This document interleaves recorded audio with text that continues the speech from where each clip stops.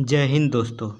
Welcome to my YouTube channel IGK free class. आज हम फिर एक नया वीडियो क्वेश्चन नंबर 41 से स्टार्ट करेंगे, जो FST 01 जो आपका एग्ज़ाम MCQ मोड में होगा। MCQ मोड में होगा ये आपका एग्ज़ाम जुलाई अगस्त में जो एग्ज़ाम होगा ये MCQ मोड में आपका लिया जाएगा। तो आप लोग भी MCQ मोड का ही क्वेश्चन तैयारी करेंगे। तो आइए, इससे पहले हम जो वीडियो बनाए थे उसमें 40 क्वेश्चन तक हम बता चुके थे। 40 क्वेश्चन आज 41 क्वेश्चन से स्टार्ट करते हैं, जो FST 01 का क्वेश्चन है, जिसका हिंदी में विज्ञान एवं प्रौद्योगिकी के आधार पर पाठ्यक्रम है। आइए 41 नंबर से स्टार्ट करते हैं। देखिए 41 नंबर क्वेश्चन क्या है। निम्नलिखित में से कौन सा ऑस्ट्रालोपिथेकस जीवाश्म आधुनिक मानव के नज़दीक था?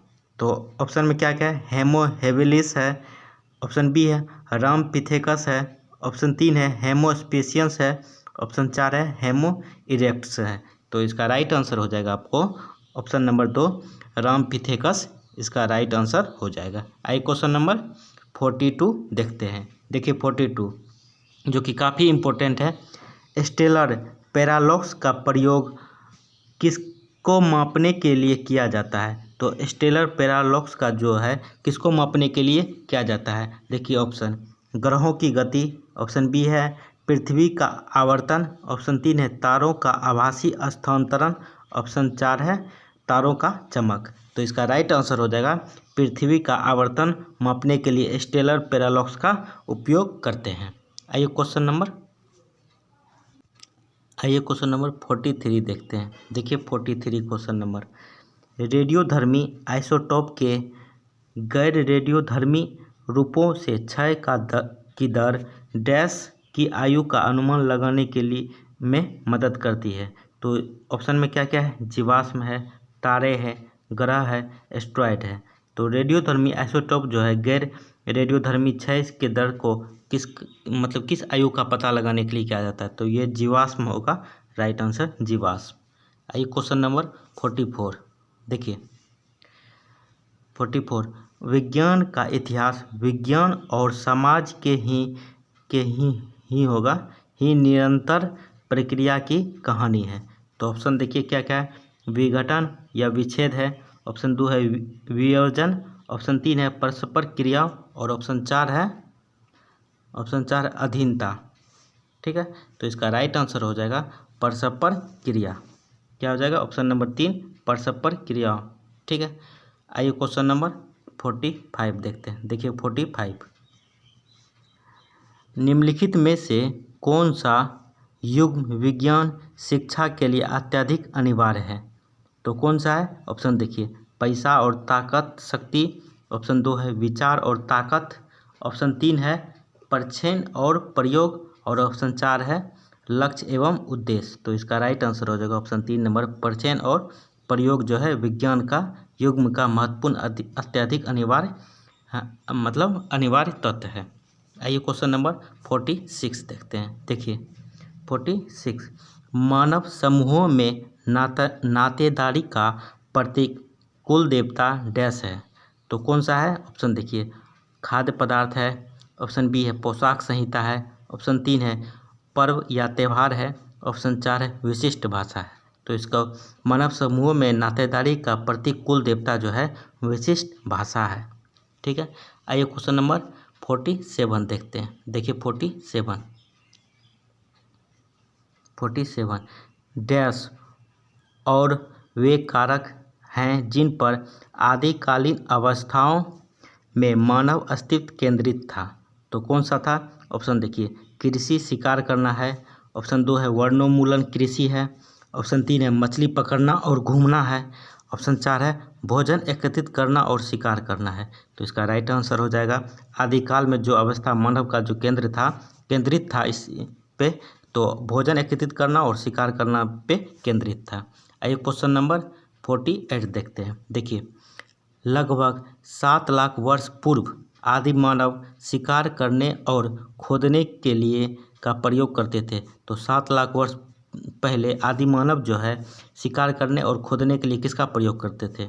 तो ऑप्शन देखिए ब्लेड है, ऑप्शन 2 है ऑप्शन 2 कुल्हाड़ी है, ऑप्शन 3 कैंची, ऑप्शन 4 करतल। तो 7 लाख पहले जो है आदि मानव ब्लेड का उपयोग शिकार करने और खोदने के लिए करते थे। ऑप्शन नंबर 1 राइट आंसर हो जाएगा। आइए क्वेश्चन नंबर 49 देखते हैं। देखिए 49, देखिए 4000 ईसा पूर्व से 1500 ईसा पूर्व की महान सभ्यता मेसोपोटामिया आजकल डैश में स्थित है। तो ऑप्शन देखिए इराक है, भारत है, अफ्रीका है, चीन है। तो इसका राइट आंसर हो जाएगा इराक। मेसोपोटामिया सभ्यता जो है इराक में स्थित है। आइए क्वेश्चन नंबर 50 देखते हैं। गणना और परिकलन की योग्यता का प्रयोग को बनाने में किया गया, जिसने अप्रत्यक्ष रूप से खगोल विज्ञान के आविर्भाव को बढ़ावा दिया गया है। तो किसने बढ़ावा दिया है? तो ऑप्शन देखिए समय सारणी है, ऑप्शन 2 है कैलेंडर है, ऑप्शन 3 है निष्पादन है, ऑप्शन 4 है 2 और 3 दोनों। तो इसका राइट आंसर हो जाएगा कैलेंडर। ठीक है, ऑप्शन 2 नंबर इसका राइट आंसर हो जाएगा। आइए 51 नंबर 51 देखते हैं। देखिए डैश के आधार जौहरियों और धातु कमकारों के परीक्षणों और प्रचलनों से ज्ञात हुआ है। तो कौन सा होगा? तो ऑप्शन देखिए 1 नंबर जीव विज्ञान है, भौतिकी है, रसायन विज्ञान है और गणित है। तो इसका राइट आंसर हो जाएगा रसायन विज्ञान। आइए 52 नंबर देखते हैं। देखिए 52 नंबर, डैश में 2 के वर्गमूल का मान 1.41425156 दिया गया है। तो किस में दिया गया है? तो ऑप्शन देखिए चरक संहिता है, शाल्व सूत्र है, बोधि ग्रंथ है, विश्वास शास्त्र है। तो 2 का वर्गमूल इतना दिया गया है, ये विश्वास शास्त्र में दिया गया है। देखिए क्वेश्चन नंबर 53, यजुर्वेदिक काल तक 300 वर्ष रहा है। यजुर्वेदिक काल 300 वर्ष तक रहा है, तो कितने से कितने बीच में रहा है?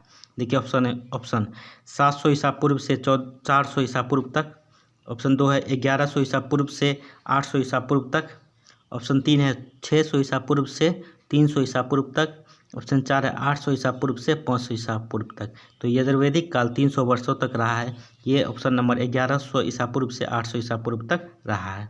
ठीक है, ऑप्शन नंबर 2 इसका राइट आंसर हो जाएगा। आइए क्वेश्चन नंबर 54 देखते हैं। मैदान में रंगाई किए गए भूरे रंग के बर्तनों का वितरण आर्यों के आगमन के प्रमाण को दर्शाता है। तो किसको दर्शाता है? तो देखिए यमुना है, नील नदी है, गंगा नदी है, गोदावरी है। तो इसका राइट आंसर हो जाएगा गंगा नदी। ठीक है, देखिए 55 नंबर क्वेश्चन, सौर तंत्र का सबसे बड़ा एवं भारी ग्रह कौन सा है? ऑप्शन देखिए बृहस्पति है, मंगल है, शुक्र है, बुध है। तो सौर तंत्र का सबसे बड़ा एवं भारी ग्रह बृहस्पति है। ठीक है, आइए 56 देखते हैं। देखिए 56, ऋग्वेद के छंदों में जैसे जड़ के लिए मूल है, उसी प्रकार के लिए तूल है किसके लिए? देखिए ऋग्वेदी में छंदों में से जड़ के लिए हम मूल का उपयोग कर सकते हैं, उसी प्रकार के लिए तूल है किसके लिए? तो ऑप्शन देखिए छाल है, तना है, पत्ते है, डाली है। तो इसका राइट आंसर हो जाएगा तना। आइए क्वेश्चन नंबर 57 देखते हैं। देखिए सुश्रुत संहिता में डैश के बारे में वर्णन किया गया। सुश्रुत संहिता जो है किसके बारे में अध्ययन किया गया है? तो ऑप्शन देखिए पादप औषधि है, ऑप्शन 2 नंबर शाल्य चिकित्सा ग्रंथ है, ऑप्शन 3 है निदान है, ऑप्शन 4 है 2 और 3 दोनों। तो इसका राइट आंसर हो जाएगा शाल्य चिकित्सा ग्रंथ में इसका वर्णन किया गया है। आइए क्वेश्चन नंबर 58 देखते हैं। वीडियो अच्छा लग रहा है तो आप लोग चैनल को सब्सक्राइब कर सकते हैं, वीडियो को लाइक कर सकते हैं, दोस्तों के साथ भी ज़रूर शेयर कर सकते हैं जो FST 01 पढ़ना चाहता है। आइए क्वेश्चन नंबर 58 देखते हैं। आयुर्वेद में त्रिदोष से अभिप्राय है। तो आयुर्वेद में त्रिदोष से क्या अभिप्राय है? देखिए ऑप्शन जल कफ पित्त, ऑप्शन 2 है वायु पित्त कफ, ऑप्शन 3 है आकाश पित्त कफ और ऑप्शन 4 है अग्नि पित्त कफ। तो इसका राइट आंसर हो जाएगा वायु पित्त कफ, त्रिदोष से अभिप्राय है। देखिए क्वेश्चन नंबर 59, सबसे लंबी तरंग दैर्घ्य वाली तरंगे कहलाती है। कौन सी तरंगे कहलाती है? ऑप्शन देखिए अवरक्त तरंगे, ऑप्शन 2 है रेडियो तरंगे, ऑप्शन 3 है गामा किरणें, ऑप्शन 4 है एक्स किरणें। तो इसका राइट आंसर हो जाएगा रेडियो तरंगे जो है सबसे लंबी वेवलेंथ वाली तरंगे कहलाती है। आइए क्वेश्चन नंबर 60 देखते हैं। देखिए क्वेश्चन नंबर 60 जो कि काफ़ी इंपॉर्टेंट और कई बार ये एग्जाम में पूछा गया है। अर्थशास्त्र के रचयिता कौन है? तो अर्थशास्त्र का रचयिता जो है कौटिल्य है। ठीक है, ऑप्शन देख लेते हैं क्या क्या दिया हुआ है। देखिए ऑप्शन देखिए, चंद्रगुप्त है, अशोक है, कौटिल्य है, कृष्णदेव राय है। तो इसका राइट आंसर हो जाएगा कौटिल्य। अर्थशास्त्र का जो रचयिता है कौटिल्य है, जिसको विष्णुगुप्त भी कहते हैं। ये चंद्रगुप्त का प्रधानमंत्री हुआ करता था। आइए क्वेश्चन नंबर 61 देखते हैं। देखिए 61 डैश का साम्राज्य भारत में विज्ञान के स्वर्ण युग का चरमोत्कर्ष कहलाता है। तो किसका कहलाता है? तो ऑप्शन देखिए, चंद्रगुप्त द्वितीय है, समुद्रगुप्त है, ऑप्शन 3 नंबर चंद्रगुप्त है प्रथम है, ऑप्शन 4 है अशोक है। तो इसका राइट आंसर हो जाएगा चंद्रगुप्त प्रथम। ऑप्शन नंबर 3 है इसका राइट आंसर हो जाएगा, जो विज्ञान का स्वर्ण युग चरमोत्कर्ष पे भारत में था, इसके चंद्रगुप्त के शासनकाल में। आइए क्वेश्चन नंबर 62 देखते हैं। देखिए 62 किस प्राकृतिक उपग्रह का वायुमंडल पृथ्वी जितना घना है? तो किसका है? ऑप्शन देखिए, चंद्रमा है, टाइटन है, यूरोपा है, फोबास है। तो इसका राइट आंसर हो जाएगा टाइटन। ठीक है, टाइटन का जो है घना पृथ्वी जैसे मतलब जितना बड़ा है। आइए क्वेश्चन नंबर 63 देखते हैं। देखिए डैश नाभिकीय रिएक्टर में आमतौर पर प्रयुक्त होने वाला विमंदक है। तो नाभिकीय रिएक्टर में आमतौर पर विमंदक के रूप में किसका प्रयोग किया जाता है? तो ऑप्शन देखिए ऑप्शन देखिए, ग्रेफाइट है, हीरा है, कोयला है, सिलिका है। तो इसका राइट आंसर हो जाएगा ग्रेफाइट, ऑप्शन नंबर 1। आइए क्वेश्चन नंबर 64 देखते हैं। प्राचीन काल में कहलाने वाली अंकन पद्धति वर्तमान काल में विभाजन प्लस कहलाती है। तो प्राचीन काल में कहलाने वाली अंकन पद्धति वर्तमान काल में प्लस विभाजन कहलाती है। तो कौन सा होगा इसका राइट आंसर? तो ऑप्शन देखिए, गुना है, भाग है, वर्ग है, घन है। तो इसका राइट आंसर हो जाएगा भाग। तो ये चिन्ह जो है भाग वाला चिन्ह इस टाइप से दिया हुआ है, तो यहाँ इस टाइप से दिया, तो ये कौन सा चिन्ह कहलाएगा? तो ये भाग कहलाता है। ठीक है, प्राचीन काल में क्या अभी भी ये कहलाती है। ठीक है, आइए क्वेश्चन नंबर 65 देखते हैं। देखिए 65 निम्नलिखित में से कौन सी अभिक्रिया सूर्य से प्रकाश उत्पन्न करती है? तो सूर्य से प्रकाश उत्पन्न कौन सी अभिक्रिया करती है? ऑप्शन देखिए, नाभिकीय विस्फोट है, नाभिकीय संलयन है, नाभिकीय विखंडन है, नाभिकीय उत्सर्जन है। तो इसका राइट आंसर हो जाएगा ऑप्शन नंबर 2, नाभिकीय संलयन के कारण ही सूर्य प्रकाश उत्पन्न करती है। क्वेश्चन नंबर 66 देखिए, उत्तरी भारत पर द्वारा आक्रमण और कब्जों से गुप्त साम्राज्य दुर्बल हुआ था। उत्तरी भारत से जो है कौन सा आक्रमणकारी जो है गुप्त साम्राज्य को दुर्बल किया था? तो इसके ये हुनों ने किया था, याद रखिएगा, हुनों ने किया था। ठीक है, हुनों ने। ऑप्शन देख लीजिए, कुर्दो है, मुगलों है, हुनों है, तुर्को है। तो राइट आंसर हो जाएगा हुनों ने। आइए क्वेश्चन नंबर 67 देखते हैं। देखिए गणितीय खगोलकीय रचना सिद्धार्थ शिरोमणि के रचयिता थे।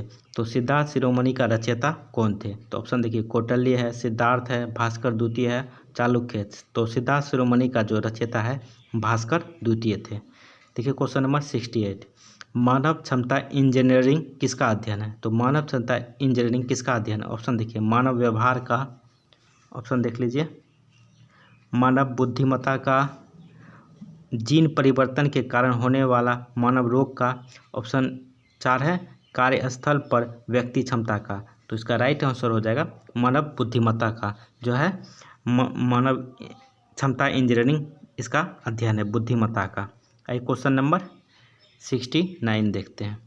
देखिए 69 परमाणु बम का आविष्कार और वर्षों के दौरान हुआ था। तो परमाणु बम का जो आविष्कार है ओपेनहाइमर ने किया था, ओपेनहाइमर, याद रखिएगा। तो किस वर्ष के दौरान हुआ था? ऑप्शन देखिए, 1939 से 45 में, 1929 से 1935 में, ऑप्शन 3 नंबर 1949 से 1955 में, ऑप्शन नंबर 4 1959 से 1965 में। तो इसका राइट आंसर हो जाएगा 1939 से 1945 के बीच में हुआ था। जो प्रदर्शित करता है जो जापान पे हिरोशिमा और नागासाकी पे जो बम गिराया था, लिटिल मैन और फैट मैन ने कौन गिराया था? अमेरिका ने। ठीक है, द्वितीय विश्व युद्ध के दौरान। ठीक है, 1939 और से 45 के बीच में परमाणु बम का आविष्कार हुआ था जो ओपेनहाइमर ने किया था। क्वेश्चन नंबर 70 देखिए, डैश नीति को यह सुनिश्चित करना चाहिए कि मानव संसाधन का सर्वोत्तम प्रयोग है। तो किस नीति का उपयोग कर करके मानव संसाधन का सर्वोत्तम उपयोग किया जा सकता है? ऑप्शन देखिए, व्यवसाय है, प्रौद्योगिकी है, कृषि है, व्यापार है। तो इसका राइट आंसर हो जाएगा प्रौद्योगिकी। आइए क्वेश्चन नंबर 71 देखते हैं। देखिए, डैश एक साधारण सरल शब्द है किंतु व्यावहारिक रूप में इसका अर्थ है नियोजन, समन्वय, शिक्षा और अनुसंधान द्वारा अपनी योग्यताओं का विकसित करना। तो कौन सा है? तो ऑप्शन देखिए, आत्म अनुशासन है, ऑप्शन 2 है आत्म पहचान है, ऑप्शन 3 आत्मनिर्भर है, ऑप्शन 4 आत्म लचीलता है। तो इसका राइट आंसर हो जाएगा आत्म अनुशासन। ठीक है, ऑप्शन नंबर 1। क्वेश्चन नंबर 72 देखते हैं। देखिए क्वेश्चन नंबर 72, वे 3 तरीके जिनसे हम प्रौद्योगिकी को स्थानांतरित कर सकते हैं वे हैं आयात, स्थानांतरण और क्या? तो क्या होगा? तो खरीदारी है, ऑप्शन निर्यात है, विकसित करना है, अन्वेषण है। तो इसका राइट आंसर हो जाएगा आपको अन्वेषण। आइए क्वेश्चन नंबर 73 देखते हैं। देखिए, खाद्य प्रौद्योगिकी और फसल कटाई के बाद प्रौद्योगिकी में ग्रामीण महिलाओं को प्रशिक्षित करना डैश परियोजना का हिस्सा है। तो कौन सा परियोजना का हिस्सा है? तो ऑप्शन देखिए, कृषि विज्ञान केंद्र का, जन विज्ञान केंद्र का, ऑप्शन 3 सामग्री विज्ञान केंद्र का, ऑप्शन 4 बेटी बचाओ बेटी पढ़ाओ विज्ञान केंद्र का। तो इसका राइट आंसर हो जाएगा कृषि विज्ञान केंद्र का ये हिस्सा है। आइए क्वेश्चन नंबर 74 देखते हैं। देखिए 74, भारत में क्षेत्रीय अनुसंधान प्रयोगशालाओं का रखरखाव द्वारा किया जाता है। तो किसके द्वारा? ऑप्शन देखिए, DST के द्वारा, DBT के द्वारा, ऑप्शन 3 नंबर CSIR के द्वारा, ऑप्शन 4 आयुष के द्वारा। तो इसका राइट आंसर हो जाएगा CSIR के द्वारा किया जाता है। एक क्वेश्चन नंबर 75 देखते हैं। प्रथम नाभिकीय पावर रिएक्टर की स्थापना की गई थी। तो ये कलपक्कम में किया गया था। ठीक है, कलपक्कम में याद रखिए। ऑप्शन देख लीजिए, कांचीपुरम है, कलपक्कम है, रामेश्वरम है और क्या है? महाबलेश्वर है। ठीक है, तो इसका राइट आंसर हो जाएगा कलपक्कम। आइए क्वेश्चन नंबर 76 देखते हैं। मधुमेह के लिए दी जाने औषधि फार्मास्यूटिकल उद्योग द्वारा कृत्रिम रूप से तैयार की जाती है। तो कौन सा इसका राइट हो? तो मधुमेह के रोकथाम के लिए कौन सा दवाई दिया जाता है? तो ऑप्शन देख लीजिए, एस्पिरिन है, इंसुलिन है, पेनिसिलिन है, आइसोसिनिजाइड है। तो इसका राइट आंसर हो जाएगा इंसुलिन। ठीक है, इंसुलिन। तो मधुमेह दिया हुआ रहेगा, तो इंसुलिन कहीं पे दिया रहता है, इंसुलिन आप मार्क करिएगा। एक क्वेश्चन नंबर 77 देखते हैं। देखिए, भिलाई उद्योग के लिए जाना जाता है। तो भिलाई उद्योग किसके लिए जाना जाता है? ऑप्शन देखिए, जूट है, हीरा है, स्टील है, रबर है। तो इसका राइट आंसर हो जाएगा स्टील के लिए जाना जाता है। आइए क्वेश्चन नंबर 78 देखते हैं। DPT वैक्सीन का अभिप्राय है। तो DPT वैक्सीन का क्या अभिप्राय है?